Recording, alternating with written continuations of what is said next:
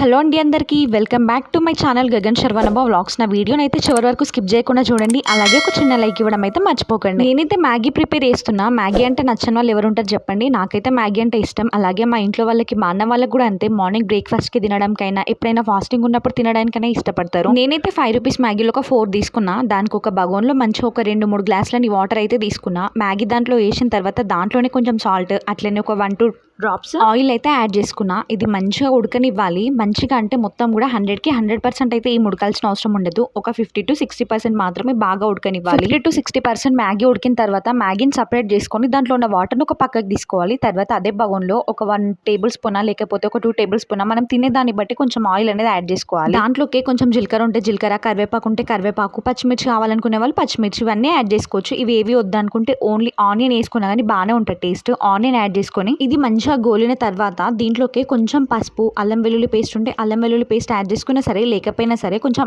పసుపు మాత్రం యాడ్ చేసుకోవాలి. ఇది బాగా కలిపి మనం తీసుకున్న 4 మ్యాగీల నుంచి వచ్చిన మసాలాను కూడా ఒక పక్కకు మంచిగా కట్ చేసి 4 ప్యాకెట్ల నుంచి మసాలాను సపరేట్ చేసుకోవాలి. ఆ మసాలా ఇప్పుడు ఉల్లిగడ్డ ఉడికిన తర్వాత దాంట్లో వేసుకోవాలి. మసాలా అలాగే పసుపు ఈ రెండింటితో పాటు కొంచెం సాల్ట్ కూడా లైట్గా యాడ్ చేసుకుంటే టేస్ట్ అనేది ఇంకా బాగుంటుంది. ఈ 3 యాడ్ చేసి మంచిగా ఉల్లిగడ్డ మొత్తం గోలేంత వరకు బాగా కలుపుకోవాలి.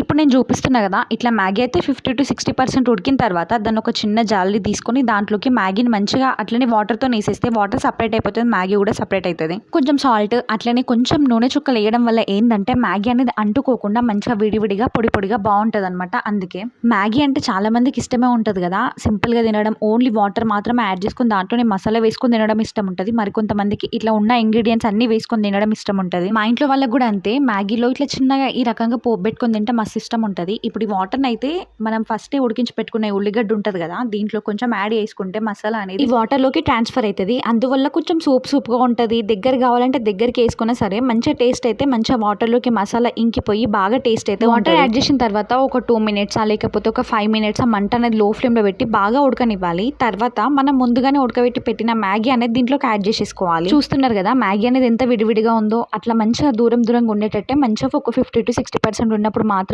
ఉడకబెట్టి దించేసేయాలి. అంతకుమించి ఎక్కువ ఉడకబెట్టినా కానీ దగ్గరికి అయిపోతుంది. మా అన్నయ్య అయితే ప్రతి గురువారం ఫాస్టింగ్ ఉంటాడనమాట. ఇప్పుడే కాదు, మాక్సిమం ఒక 4-5 ఇయర్స్ నుంచి. కానీ అప్పటి నుంచి కూడా గురువారం ఏదైనా ఫ్రూట్స్ తింటాడు, లేకపోతే మ్యాగీ లేకపోతే చపాతీ ఇవి తినడానికి ఇష్టపడతారు. దీంట్లో ఎస్పెషల్లీ అన్నిటికంటే ఎక్కువ మ్యాగీ అంటే ఇష్టం. ఇట్లా చేయడం అంటే ఇంకా ఇష్టం. మ్యాగీ తింటేనే ఎందుకో తిన్నా అన్న ఫీలింగ్ అనిపిస్తుంది అని అంటాడు. మరి మీ ఇంట్లో కూడా ఎవరైనా మ్యాగీ ఫ్యాన్స్ ఉంటే మాత్రం కామెంట్ బాక్స్లో కామెంట్ చేయడం మర్చిపోకండి. అలాగే వీడియో నచ్చితే ఒక చిన్న లైక్ ఇవ్వండి. నా ఛానల్ని సబ్స్క్రైబ్ చేయడం కూడా మర్చిపోకండి ప్లీజ్. ఫైనల్గా ఇక్కడ మ్యాగీ అయితే కంప్లీట్ అయిపోయింది. దీన్ని ఒక మంచిగా ప్లేట్లోకి తీసుకొని మా అన్నయ్యకి అయితే ఇచ్చేసిన. మా అన్నయ్య కూడా మస్తు టేస్ట్ ఉందని చెప్పి అన్నాడు. అట్లాగే నేను కూడా కొంచెం పెట్టుకున్నా, నేను కూడా తింటున్నా, మస్తు టేస్ట్ ఉండే. ఇంకా మ్యాగీ ఇట్లా ఉడకబెట్టుకొని ఈ పోపులో ఆనియన్ ఒక్కటే కాకుండా ఇంట్లో బీన్స్, క్యారెట్, క్యాబేజీ, క్యాప్సికమ్ ఇట్లా ఏవి ఉన్నా సరే చిన్నగా వెజిటేబుల్స్ తరిగి వేసుకుంటే కూడా మస్తు టేస్ట్ ఉంటుంది. నెక్స్ట్ టైం ఏదైనా రుచిగా తినాలనిపించినప్పుడు సింపుల్గా ఇంట్లోనే ఇట్లా ట్రై చేయండి, మీకు కూడా బాగా నచ్చుతుంది. తర్వాత నేనైతే మా వాళ్ళైతే డిమార్ట్కి వెళ్ళి సామాన్ తీసుకొచ్చి డబ్బాలన్నీ కూడా మార్నింగే మంచిగా కడిగేసి బయట పెట్టేసిన. తర్వాత వాటర్ మొత్తం పోయింది, ఎండకు పెట్టేసరికి మంచిగా క్లీన్ చేసి లోపలికి తీసుకొచ్చి సామాన్ అయితే దీంట్లో పెట్టేస్తున్నా. ప్యాకెట్లు అయితే ఓపెన్ చేయకుండా అట్లనే పెడుతుంది అని అనుకోకండి. ఎందుకంటే వెంటనే అన్ని డబ్బాలకి ప్రతి తెచ్చిన సామాన్ అంతా తీసుకోము కదా, కొంచెం టైం పడుతుంది. ఒక పప్పు కొంచెం ఎక్కువ వాడేది ఉంటే తొందరగా అయిపోతే, ఒక పప్పు కొంచెం రేర్గా వాడితే అది అట్లనే ఉండిపోతుంది. అట్లనే ఉన్న పప్పుకి పురుగులో చీమలో ఏదో ఒకటి అట్టినా కానీ ప్రాబ్లమే కదా, మళ్ళీ ఎండబెట్టాలి, మళ్ళీ తీసుకురావాలి, మళ్ళీ పెట్టాలి. అందుకే మనం రెగ్యులర్గా వాడేటి ఒక డబ్బాలో ఓసి పెట్టుకొని ఏదో ఒకసారి తీస్తామనేవి అట్లనే ప్యాకెట్లతోనే ఒక బాక్స్లో పెట్టుకుంటే అవి అట్లనే ఫ్రెష్గా ఉంటుంది. నెక్స్ట్ టైం ఎప్పుడైనా మీరు కూడా ఇట్లా ఓపెన్ చేసి ఒక దాంట్లో వేయకుండా ఇట్లా ట్రై చేసి చూడండి. చీమలు కానీ పురుగులు కానీ ఏవి కూడా పట్టాయి. అట్లాగే మంచిగా సామాన్ కూడా మంచిగా ఫ్రెష్గా ఉంటుంది. మా వాళ్ళు అయితే ప్రతిసారి ఒక నెలకోసారి కాకపోయినా 2-3 నెలలకు ఒక్కసారి అయితే డిమార్ట్కి వెళ్ళి సామాన్లు తీసుకొస్తారు. ఎందుకంటే ఆడ తీసుకొస్తేనే మా ఊళ్ళకైతే మంచిగా బరకతుంది, సామాన్ కూడా ఫ్రెష్గా అని ఫీల్ అవుతారు అనమాట. అందుకని చెప్పి ఒక 2-3 రోజులైనా సరే వెనక ముందైనా ఆగి దగ్గరున్న లోకల్ షాప్లో ఒక 10-20 రూపాయలు ఏమైనా కావాల్సి వస్తే అవి కొనుక్కొస్తారు.